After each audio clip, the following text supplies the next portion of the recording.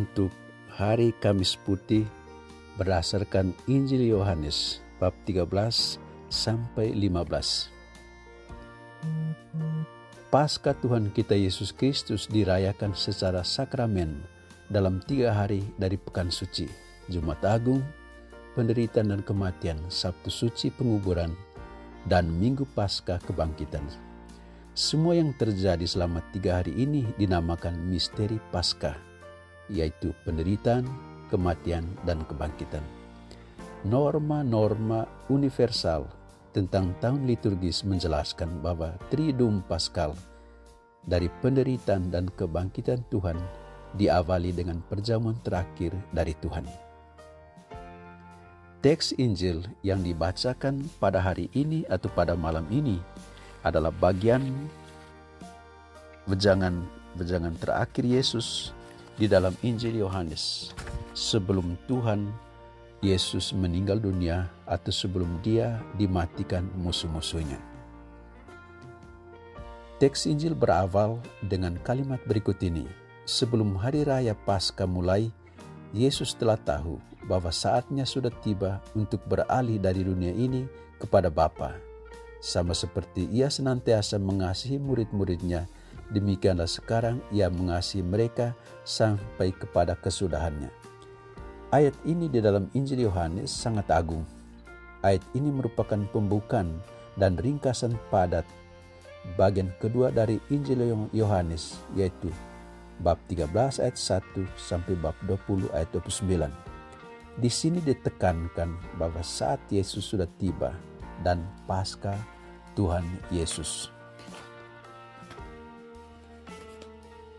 Paskah Tuhan memiliki ciri khas cinta atau diciri khas oleh cinta. Saatnya sudah tiba untuk beralih dari dunia ini kepada Bapa. Kata teks, Tuhan beralih dari dunia ini, yaitu mati, dan akan bersatu dengan Bapa. Tetapi untuk bisa bersatu dengan Bapa, untuk bisa beralih dari bumi ini kepada Bapa, ada satu syarat. Menyerahkan diri kepada Bapa demi cinta, agar bisa menyelamatkan umat manusia demi cinta juga. Ungkapan tertinggi dari cinta adalah salib, karena menyerahkan hidup untuk menghidupi yang lain. Karena itu Yohanes menggunakan kata agape di sini ketika dia berbicara tentang cinta. Agape bahasa Yunani adalah cinta ilahi yang memiliki ciri khas berikut ini. Cuma-cuma atau gratis, tak berubah, dan sampai akhir atau definitif. Ciri khas cinta ini menunjukkan kepada kita bahwa Tuhan Yesus bersatu sangat kuat dengan Bapa di surga sampai dia mencinta seperti Bapa mencinta. Karena Yesus bersatu secara total dengan Bapa, makanya dia bersatu secara total dengan manusia yang dia harus selamatkan demi cinta. Tuhan mencintai semua orang tanpa ukuran, tanpa batas, dan sampai kepada kesudahannya, yaitu mencinta sampai mati. Siapa yang mencinta dengan cara demikian menandakan bahwa dia dibiarkan berubah secara mendalam oleh Tuhan yang adalah cinta itu sendiri. Cinta agape adalah cinta dengan satu arah, dalam artian mencinta tanpa menunggu imbalan, mencinta karena cinta itu sendiri, melakukan kebaikan karena kebaikan itu sendiri. Cinta tak bisa melakukan hal yang lain selain mencinta, seperti air yang tidak bisa melakukan hal yang lain selain mematikan dahaga, serta fungsi-fungsi yang lain yang berkaitan dengan kodrat air itu sendiri. Cinta memanusiakan serta mengilahikan orang, karena Allah adalah cinta. Santo Paulus menulis kepada umat di Korintus, demikianlah tinggal ketiga hal ini, yakni iman, pengharapan, dan kasih, dan yang paling besar diantaranya ialah kasih. 1 Korintus bab 13 ayat 13. Bisa dikatakan bahwa iman dan pengharapan menghantar kita sampai pintu surga. Yang membuat kita masuk ke surga adalah cinta, karena Allah adalah cinta. Jika Allah adalah cinta atau kasih, maka ateis adalah orang yang tidak mampu mencinta serta tidak mampu mengampuni yang lain.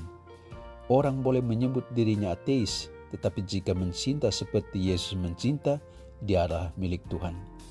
Orang boleh menyebut dirinya Kristen, tapi jika dia tidak mampu mencinta dan mengampuni, maka dia adalah seorang Kristen ateis. Di tengah perjamuan terakhir, lalu bangunlah Yesus dan menanggalkan jubahnya. Ia mengambil sehelai kain lenan dan mengikatkannya pada pinggangnya.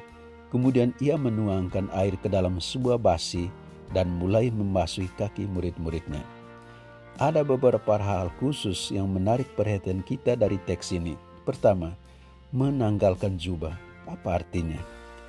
Menanggalkan jubah memiliki arti bahwa Tuhan Yesus melepaskan diri dari posisi sosial yang membeda-bedakan antara orang-orang yang terpenting dan yang kurang penting menurut kriteria manusia. Semua manusia adalah anak-anak Allah, terlepas dari cara hidup masing-masing. Seorang anak adalah tetap anak bapa dan anak mama, walaupun dia melakukan kejahatan. Jika semua orang adalah anak-anak Allah, maka setiap orang perlu dihargai, dihormati, dilindungi, dan diselamatkan. Apa yang dilakukan Yesus dengan menanggalkan jubah merupakan satu tindakan profetis. Tindakan profetis adalah tindakan yang mewartakan apa yang baik dan melaporkan apa yang jahat atas kemanusiaan, agar kejahatan tidak menguasai manusia selain cinta persaudaraan. Jika Tuhan adalah Bapa dari umat manusia, itu berarti tak ada satupun tindakan kekerasan atau pembunuhan yang dilakukan atas nama Bapa di surga. Jika Tuhan adalah cinta, maka satu-satunya yang membuat kita berada di surga, walaupun kita masih hidup di bumi ini, adalah cinta persaudaraan. Kita adalah satu darah, bersaudara, karena kita diselamatkan oleh darah Yesus yang ditumpahkan di salib untuk menyelamatkan kita semua. Harga masing-masing kita sangat mahal karena darah Tuhan Yesus. Yesus tidak mematikan binatang untuk menyelamatkan kita, tetapi dia menumpahkan darahnya sendiri karena cintanya yang tak terukur, tak terbatas, dan sampai kepada kesudahannya. Setelah menanggalkan jubah, Yesus mulai membasuhi kaki para muridnya. Di Timur Tengah pada waktu itu, membasuh kaki merupakan sangat umum. Tetapi membasuh kaki selalu ada konotasi merendahkan diri, karena itu selalu dilakukan oleh para budak Yahudi. Tetapi dengan membasuh kaki para muridnya, Yesus merubah arti dari tindakan ini dari lambang perendahan diri menjadi lambang pelayanan demi cinta. Cinta membuat kita melakukan sampai hal yang mustahil dari sudut pandangan manusiawi. Karena itu Santo Yohanes tambahkan satu detail ini. Ia mengambil sehelai kain lenan dan mengikatkannya pada pinggangnya. Kain lenan di sini adalah simbol dari pelayanan karena cinta, simbol yang membedakan seorang Kristen dari yang lain, dan simbol ini harus dikenakan selama 24 jam per hari. Karena itulah Injil Yohanes tidak memberitakan kita bahwa Yesus sesudah membasuhi kaki para muridnya mengeluarkan kain lenan dari pinggangnya. Kain lenan yang harus dikenakan 24 jam per hari kita bisa kaitkan dengan episode di Injil Yohanes bab 21 ayat 1-14.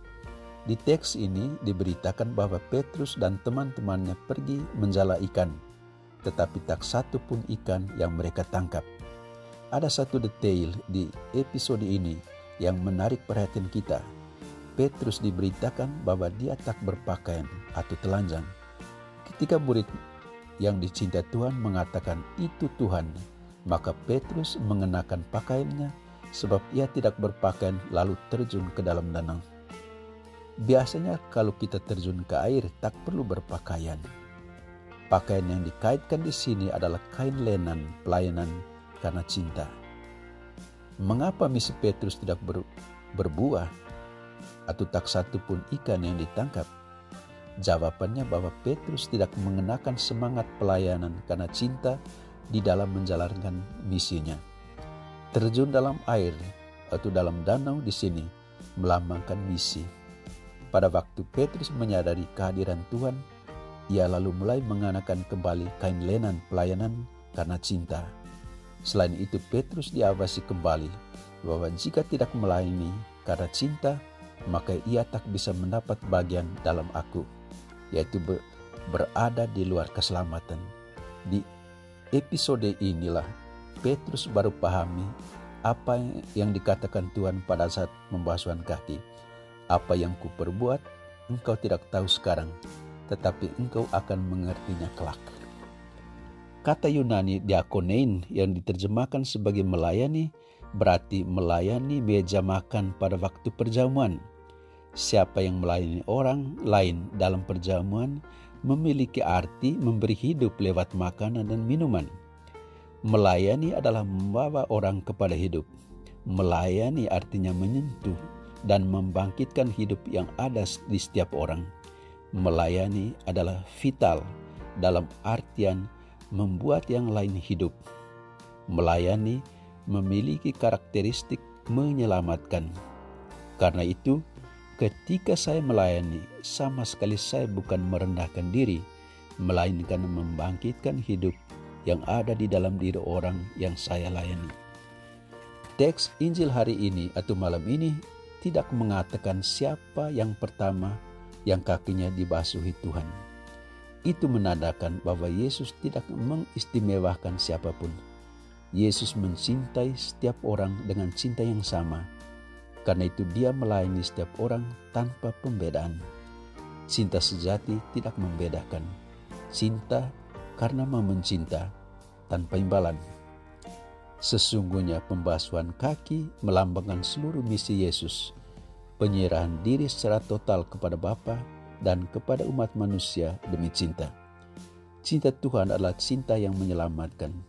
Dari sudut pandangan ini, kita menjadi paham mengapa Yesus menyerahkan roti yang sudah dicelupkan di dalam anggur kepada Yudas Iskariot. Tindakan Yesus ini menunjukkan bahwa Yesus mencintai Yudas sekalipun dia pengkhianat Tuhan. Apa yang dilakukan Tuhan kepada Yudas merupakan suatu awasan untuk semua bahwa di dalam diri kita bisa hidup seorang kudus atau seorang pengkhianat.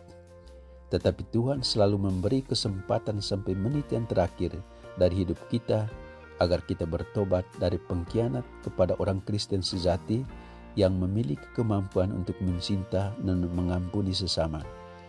Karena itu, jika kita mau mengambil bagian dari hidup Yesus, jika kita mau tetap disebut Kristen, kita perlu menjadikan cara hidup Yesus menjadi cara hidup kita setiap hari. Semua orang akan tahu bahwa kamu adalah murid-muridku, yaitu jikalau kamu saling mengasihi. Terima kasih.